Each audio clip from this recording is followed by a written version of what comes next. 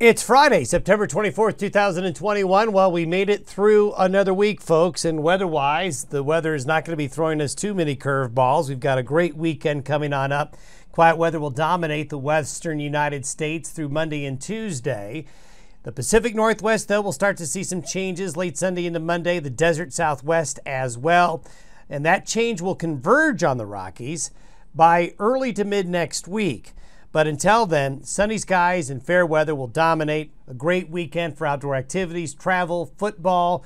If you're going to head to the high country to check out those fall colors, if you're a hunter, nothing that's going to get in your way. Now, we do see a low impacting the region by the middle of next week, and there's also a low coming in out of the Pacific Northwest that'll move across the northern Rockies, kind of converge on the region. So this good dry weather pattern we're in does end by the middle to the end of next week. But at the same time, there's no big outbreak of cold coming. We had that cold shot about a week ago, but there's no big cold shot lining up, at least here for a little bit longer. We'll talk about that later in the podcast. Where to go in the region to see those fall colors? This is the list I showed you yesterday. There's many other places to go, but in many areas of Montana and Wyoming and Idaho, you're going to be looking at peak colors this weekend. And those peak colors will work their way south into Colorado and New Mexico in the coming weeks. We tend to have color well into early October, but the next 2 weekends in particular going to offer up a really good opportunity to see those fall colors. And with the backdrop of what should be a lot of blue sky, we hope we don't have a lot of smoke and haze coming out of California. We'll have a little bit, but we shouldn't have too much, because the upper level winds aloft today have changed, coming in from the northwest.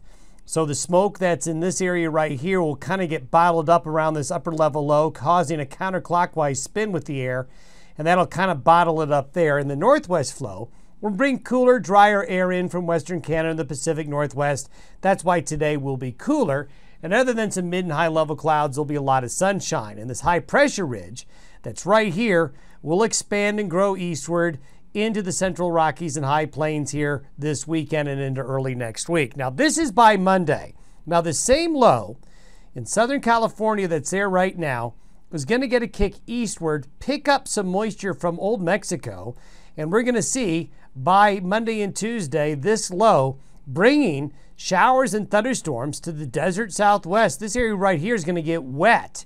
Then here's a strong Pacific cold front hitting the Pacific Northwest as we get on into Sunday night, Monday, and Tuesday. So the coastal areas of Washington and Oregon and Northern California going to have a nice shot of rain.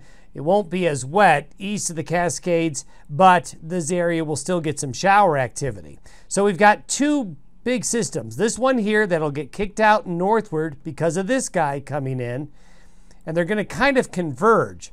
But what will happen is most of the colder weather stays up here. The southerly flow ahead of this low keeps temperatures pretty warm. It's kind of a complicated pattern, but it will produce some wet weather in areas that need it here in the desert Southwest. This is through Monday. So this is from today through Monday where rain's going to fall, or at least the best chances. So you can see the Pacific Northwest in the Northern California, then the desert Southwest. So as we go forward, this area comes this way, this area moves in like this, two systems sort of working together. Now, by next Saturday, we showed you a map similar to this yesterday, a very convoluted pattern. Here's a hurricane out in the Atlantic, a low that's kind of parked along the mid-Atlantic.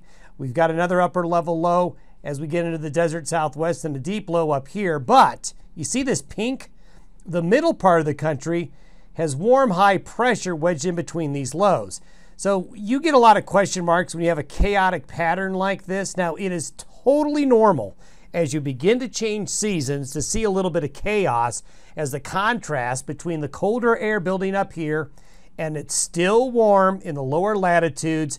Well, that kind of wreaks havoc with the computer modeling. When you change seasons, we see this in the spring and we see this in the fall. So when we talk about the long-term forecast, you got to take it with a grain of salt and a big question mark. Now, this is the 10-day precipitation forecast. Notice the expansion of the rain going further north and eastward. This is mainly Wednesday through Friday of next week, and then you can see the wetness here in the Pacific Northwest. Notice there's a dry strip here between the systems where there's really not going to be much moisture. Now, this would be wonderful rain for New Mexico, West Texas, the plains, eastern Colorado. Of course, folks don't want to necessarily see this during some harvest operations, but this would be really good moisture. I do think the model could be over forecasting this. So again, I'm going to put a question mark, lots of question marks in your forecast in the mid to long term. I think by Monday we'll have a better idea. But this low getting brought up from the desert Southwest could entrain enough moisture that the second half of next week for Colorado, parts of Nebraska, Kansas, Oklahoma, Texas, Arizona, and New Mexico, and even Utah could get wet. And it will be mostly wet. It's not a storm coming in from the north, so snow levels in the mountains would be very high, as temperatures will be cooler but relatively mild. Now, as we take a look out to 10 days, we see that high pressure ridge in the middle of the country with the low pressure on book-ending British Columbia low and low down here in the Midwest, southeastern areas of the United States.